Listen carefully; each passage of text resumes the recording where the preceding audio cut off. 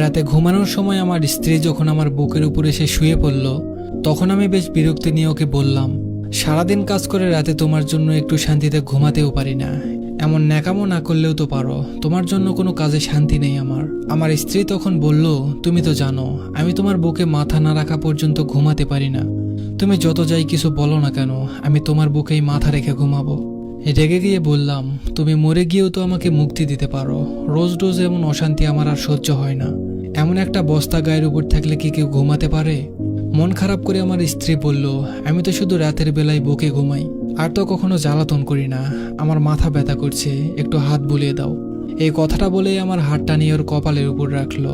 হাজারবার বলার পরেও, এমনকি গায়ে হাত তুলেও ওর এই স্বভাবটা আমি কোনোদিন পরিবর্তন করতে পারিনি।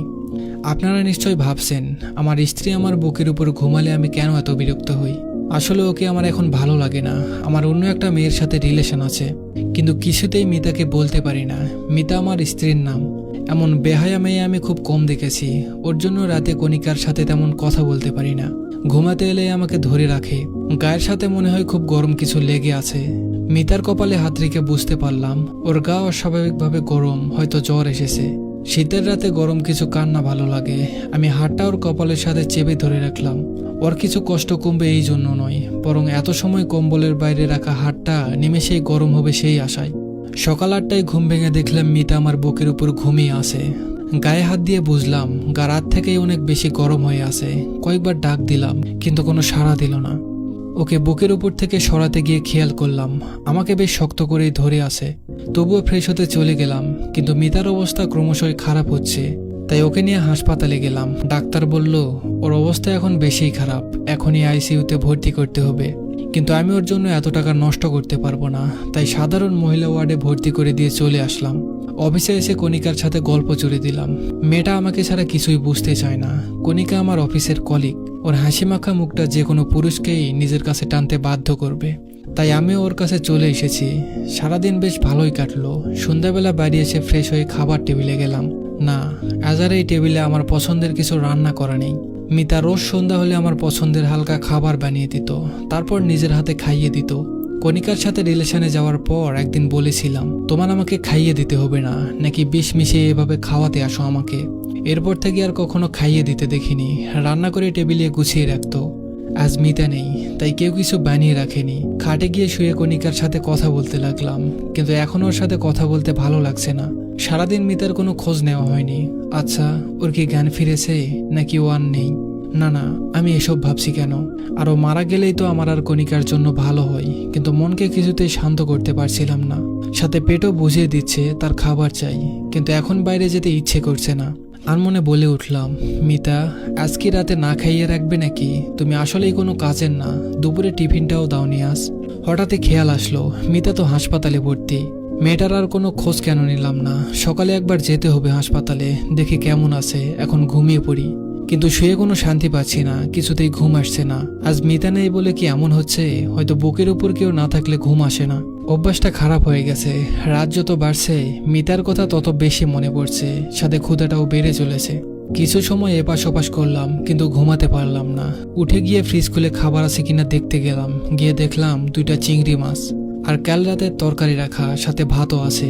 খাবারগুলো নিয়ে টেবিলে খেতে বসলাম। হঠাৎ মনে পড়ল মিতা কাল রাতে খায়নি। আমি ওকে 4টা মাছ রান্না করতে দেখেছিলাম, ভালোই হয়েছে, এখন আমি খেতে পারবো। কিন্তু গলা দিয়ে নামছে না। আগে চিংড়ি মাছ রান্না হলে মিতা আমার পাশে এসে বসে থাকতো আর ম্যাও ম্যাও করে ডাকতো, মানে তাকে খাইয়ে দিতে হবে। চিংড়ি মাছ ওর সব থেকে পছন্দের খাবার ছিল। খাবারগুলো রেখে ঘরে চলে এলাম। হঠাৎ মনে হলো কেউ আমার বুকের উপর এসে শুয়ে পড়েছে, কিন্তু না, কেউ নেই। মিতাকে খুব দেখতে ইচ্ছে করছিল।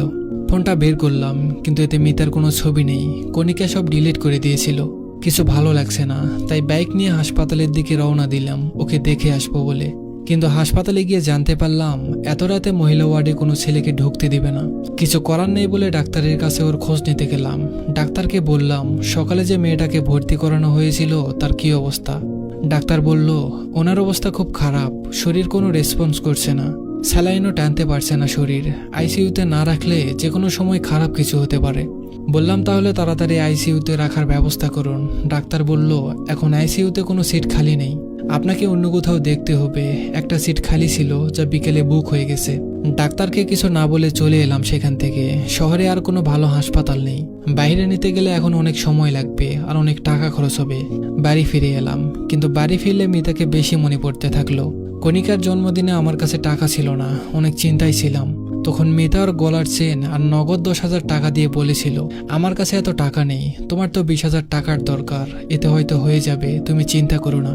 ওর দিকে এক পলক তাকিয়েছিলাম। ও মুচকি হেসে বলেছিল, তুমি চিন্তায় থাকলে আমার কষ্ট হয় অনেক, আমার এগুলো লাগবে না, তুমি নিয়ে নাও। চেনটা ওর মায়ের দেওয়া বলে ওটা আর বিক্রি করিনি, কণিকাকে দিয়ে দিয়েছিলাম। চোখের কোণে মনে হলো পানি জমা হচ্ছে।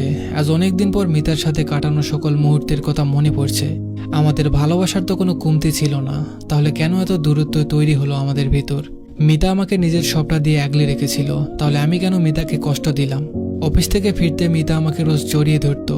একদিন ওকে বললাম, ছেলেদের শরীর লাগলে ব্যবসা করো, কিন্তু আমাকে এত বিরক্ত করো না। সেদিনের পর থেকে মিতা আর আমাকে জড়িয়ে ধরতো না। শুধু রাতে আমার বুকে ঘুমানোটাই পরিবর্তন করতে পারেনি। ওর নাকি আমার বুকে না ঘুমালে ঘুম আসে না। আমিও একসময় ওকে বলতাম, তুমি আমার বুকে না ঘুমালে আমার ঘুম আসে না। আজ বুঝতে পারছি কথাটা আমি মিথ্যা বলতাম না। রাত 3টা বেজে গেল, এখন আমি ঘুমাতে পারিনি। সকাল হতেই হাসপাতালে চলে গেলাম।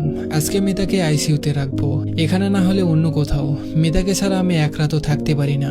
আমার করা সব কাজের জন্য মাপ চাইবো, আর কষ্ট দিব না ওকে। হাসপাতালে গিয়ে জানতে পারলাম কাল রাতে একটা মেয়ে মারা গেছে। না, এটা মিতা হতে পারে না। মিতা আমাকে কথা দিয়েছিল আমাকে রেখে যাবে না, আমাকে ছাড়াও থাকতে পারে না। মিতা নিশ্চয়ই ওর কথা রাখবে, কিন্তু আমাকে ভুল প্রমাণ করে দিল। মিতার প্রাণহীন দেহটা কেমন নিষ্পাপভাবে ঘুমিয়ে আছে। খুব শক্ত করে ওকে জড়িয়ে ধরলাম। শেষ কবে ওকে জড়িয়ে ধরেছিলাম মনে নেই। ওর মুখের কাছে মুখ নিয়ে বলতে লাগলাম, তুমি বলতে না তুমি আমাকে ছাড়া থাকতে পারো না, তাহলে আজ থেকে কি করে থাকবে? জানো, কাল রাতে আমি তোমাকে ছাড়া ঘুমাতে পারিনি। গায়ের উপর একটা বস্তা না থাকলে কি আর ঘুম আসে? কে আমাকে রোজ পছন্দের খাবার রান্না করে দিবে? কে আমাকে এতটা আগলে রাখবে? আমি তোমাকে আর কষ্ট দিব না। এই দেখো, আমি তোমাকে জড়িয়ে ধরে কথা দিচ্ছি, আমি আর কথার খেলাপ করব না। তুমি জানো কাল রাতে আমি তোমাকে ছাড়া কেমন ছিলাম? ভাতও খেতে পারিনি। তুমি আমাকে নিজের হাতে খাইয়ে দিবে না? এবার আর বলবো না তুমি আমাকে বিষ মিশিয়ে মেরে ফেলতে চাও, বলো না প্লিজ। আমার খুব ক্ষুধা লেগেছে, কাল রাতে আমি খাইনি জানো। তোমার কলিজাটা না খেয়ে আছে, আর তুমি নিশ্চিন্তে কি করে ঘুমিয়ে আছো। আগে যেমন প্রতি রাতে আমার বুকে ওর চোখের পানিতে ভিজে যেত, আমি যেমন কিছু বলতাম না, ওর চোখ মুছে দিতাম না।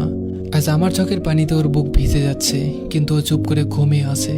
সত্যিই কি আমি আর ওকে ফিরে পাবো না? বাস্তবতা আর কল্পনা নিয়ে গল্পটা লেখা হয়েছে। দয়া করে কেউ খারাপ কমেন্ট করবেন না। যদি গল্পটা ভালো লাগে চ্যানেলটা সাবস্ক্রাইব আর পেজটা ফলো করে দিবেন। ধন্যবাদ সবাইকে।